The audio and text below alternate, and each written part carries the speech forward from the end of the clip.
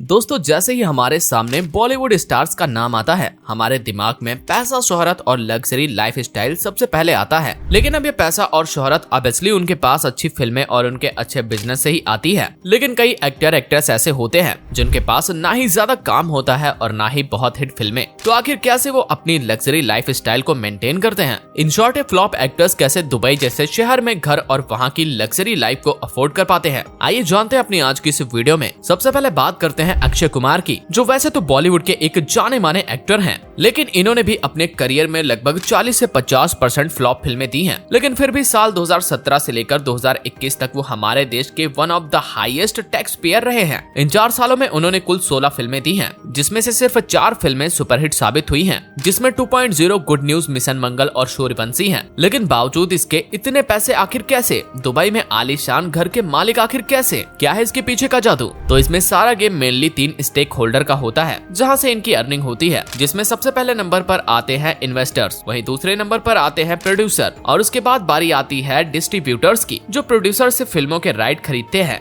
अब इनके बाद जो एक्टर्स के पैसे कमाने का तरीका होता है वो मेनली 3 पैटर्न पर बेस्ड होता है, जिसमें पहले पे आता है अप फ्रंट फी मॉडल, जिसमें इन्हें पहले टोकन मनी के रूप में कुछ अमाउंट दे दिया जाता है। बाद में फिल्म साइन होने के बाद कुछ फी अमाउंट इन्हें दे दिया जाता है। और अब सबसे लास्ट में बारी आती है टोटल फी की, जो फिल्म पूरी होने के बाद इन्हें मिलती है। और शाहिद कपूर से लेकर राजकुमार राव और रणवीर कपूर जैसे कई एक्ट्रेस इन्हीं फी पैटर्न को फॉलो करते हैं। वही दूसरा मॉडल प्रॉफिट शेयरिंग का आता है, जिसमें ये अप फ्रंट फी चार्ज नहीं करते हैं, बल्कि प्रॉफिट के कुछ कट लेते हैं, जिस पर बॉलीवुड के तीनों खान काम करते हैं और फिल्म के प्रॉफिट से अपना हिस्सा लेते हैं। अब लास्ट में आता है हाइब्रिड मॉडल, जिसमें अप फ्रंट फी तो एक्टर या एक्ट्रेस चार्ज करते हैं, लेकिन वो प्रॉफिट में भी शेयरिंग लेते हैं। हाँ, ये अलग बात है कि अप फ्रंट का अमाउंट काफी कम होता है। पॉपुलर एक्टर्स कई टीवी शो को होस्ट करके या फिर बतौर जूरी भी उन्हें पर एपिसोड अच्छी खासी फी दी जाती है। वहीं इनऑर्डर्समेंट से भी ये एक्टर अच्छा खासा रेवेन्यू जनरेट करते हैं और दुबई से लेकर स्विट्जरलैंड और कैप टाउन जैसे जगहों में आलीशान विला के मालिक बनते हैं। लेकिन ये सब तो प्राइमरी सोर्स होते हैं। दूसरे नंबर पर आता है सेकेंडरी सोर्सेस, जिसमें प्रोडक्शन हाउस आते हैं, जिसमें फिल्में बनाकर ये अच्छा खासा रेवेन्यू जनरेट करते हैं। वही बिजनेस वेंचर और इन्वेस्टमेंट भी एक अच्छा जरिया होता है, जिससे ये अच्छा खासा रेवेन्यू जनरेट करते हैं और कुछ तो अपना ब्रांड भी जनरेट करते हैं। और कई होटल से लेकर रेस्टोरेंट और जिम भी चलते हैं। ऐसे स्टार्स में चकी पांडे, अर्जुन रामपाल, मिथुन चक्रवर्ती और जैकलिन फर्नांडिस जैसे कई नाम शामिल हैं। और तीसरे नंबर पर आता है परफॉर्मेंस एट वेडिंग, जिसमें कई हाई प्रोफाइल्स वेडिंग में ये अपनी परफॉर्मेंस देते हैं और उसके लिए अच्छी खासी फी भी चार्ज करते हैं। अब इस लिस्ट में तो बॉलीवुड के बड़े बड़े स्टार जैसे कियारा आडवाणी, रणवीर सिंह, आलिया भट्ट जैसे कई और नाम शामिल हैं। अब चौथे नंबर पर बारी आती है इनॉग्रेशन और कोऑपरेटिव इवेंट की, जिसमें किसी भी नए ऑफिस या फिर किसी भी ओपनिंग में ये शिरकत करते हैं और वहाँ जाने के लिए भी अच्छी खासी रकम वसूलते हैं। बात करें सोशल मीडिया एंडोर्समेंट की, जिसके लिए कोई भी एक्टर जब अपने किसी इंस्टाग्राम अकाउंट पर या किसी सोशल मीडिया ऐप पर उस ब्रांड की कोई पोस्ट डालता है तो उसके लिए अच्छी खासी रकम चार्ज करता है।